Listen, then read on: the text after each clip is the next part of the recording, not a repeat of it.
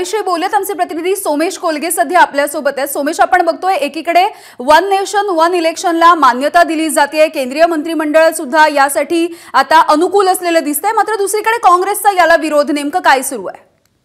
यामिनी, एक देश एक निवडणुकीबाबत आपल्याला सर्वांना माहिती आहे, गेल्या वेळी एक उच्चस्तरीय समिती गठीत करण्यात आली होती, ज्या समितीचे अध्यक्ष माजी राष्ट्रपती रामनाथ कोविंद होते। आणि या समितीने देशभरात वेगवेगळ्या न्यायाधीशांच्या भेटी घेतल्या, त्यांनी कॉन्स्टिट्यूशनल एक्सपर्ट्सच्या भेटी घेतल्या, वेगवेगळ्या पक्षाच्या प्रतिनिधींसोबत चर्चा केली होती। केंद्रीय गृहमंत्री अमित शाह या समितीचे सदस्य होते आणि या समितीने आपला रिपोर्ट हा गेल्या या निवडणुकीच्या पूर्वी सरकारची टर्म संपण्यापूर्वी 31 मार्च रोजी राष्ट्रपतींना दिला होता आणि सरकारला सादर केला होता।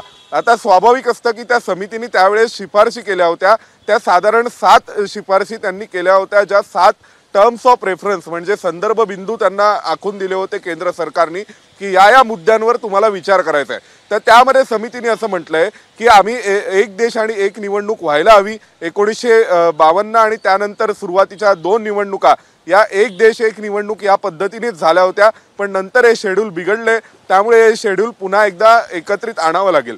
दुसरी जी सगळ्यात महत्त्वाची शिफारस त्यांनी केली की जर एखाद्या राज्याच्या विधानसभेमध्ये जर अविश्वासदर्शक ठराव आला किंवा हंग असेंब्ली झाली, एखाद्या ठिकाणी सरकार स्थापन होऊ शकत नसेल, तर अशा परिस्थितीमध्ये आपल्याकडे सध्याच्या पद्धतीनुसार उरलेल्या संपूर्ण टर्मसाठी एक सरकार निवडून येतं जेव्हा आपण निवडणुका घेतो तेव्हा। तर त्यांनी असं म्हटलं होतं की उरलेल्या टेन्युअरसाठी म्हणजे उदाहरणार्थ 5 वर्षासाठी जर महाराष्ट्राचं सरकार निवडून आलं असेल, विधानसभा निवडून आली असेल आणि अचानक समजा 2 वर्षात विधानसभा काही कारणास्तव भंग झाली किंवा विसर्जित करावी लागली, तर अशा परिस्थितीमध्ये जी विधानसभा निवडून येईल ती फक्त 3 वर्षासाठी निवडून येईल। एबीपी माझा, उघडा डोळे बघा नीट।